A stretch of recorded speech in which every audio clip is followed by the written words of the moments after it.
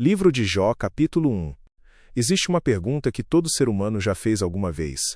Por que coisas ruins acontecem com pessoas boas?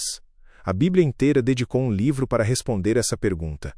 E começa apresentando um homem. Na terra de Uz morava um homem chamado Jó.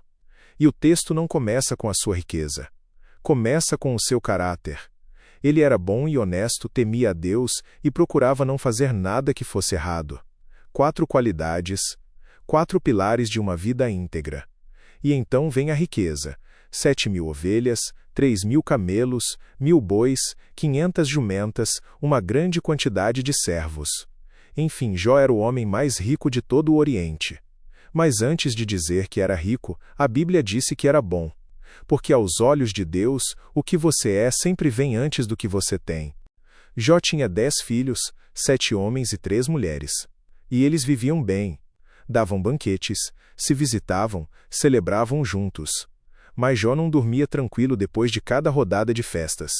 Ele se levantava de madrugada e oferecia sacrifícios por cada um dos filhos, um por um, porque pensava que um dos filhos poderia ter pecado, ofendendo a Deus em pensamento. Não em ação, em pensamento.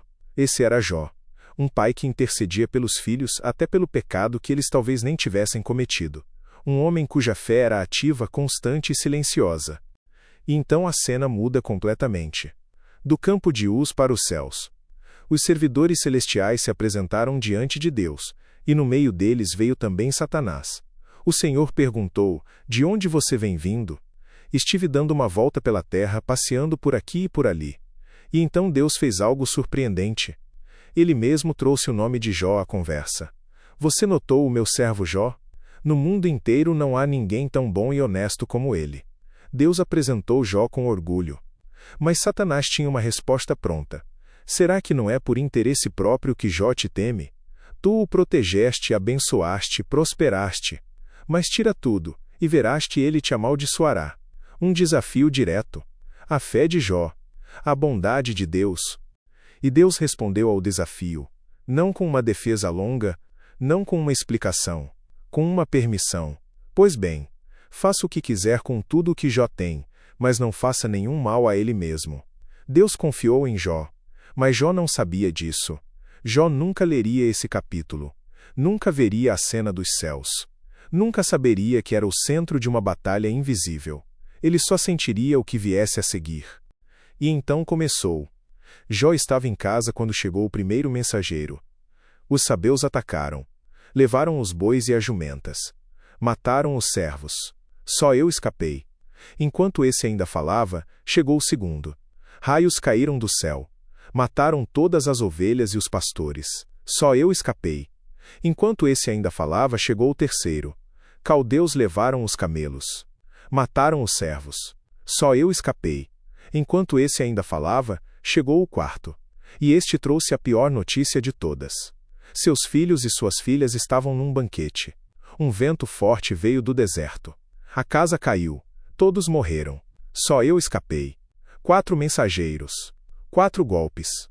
Em um único dia, Jó perdeu tudo. Jó então se levantou. Rasgou as roupas, sinal de luto profundo. Rapou a cabeça, sinal de perda total. E então fez algo que ninguém esperaria. Ele ajoelhou. Encostou o rosto no chão. E adorou. Não gritou palavrões ao céu. Não sacudiu os punhos contra Deus. Não fugiu. Não negou. Abriu a boca e disse: "Nasci nu, sem nada, e sem nada vou morrer. O Senhor deu, o Senhor tirou. Louvado seja o seu nome." 3 frases. Pronunciadas no dia mais devastador da sua vida. E o texto registra com precisão cirúrgica: Jó não pecou, nem pôs a culpa em Deus. Jó 1 nos deixa com uma pergunta que não tem resposta fácil. Por que Deus permitiu isso? Por que o homem mais íntegro do Oriente foi o escolhido para sofrer? O texto não responde ainda. Mas nos dá uma pista poderosa. Deus falou de Jó com orgulho. No mundo inteiro não há ninguém tão bom e honesto como ele. Às vezes o sofrimento não é sinal de abandono, é sinal de confiança. Deus não testa quem ele não conhece. E quando tudo foi tirado de Jó, o que sobrou foi exatamente o que sempre havia sustentado tudo mais: a sua fé. Creia, Jesus te ama e ele vive.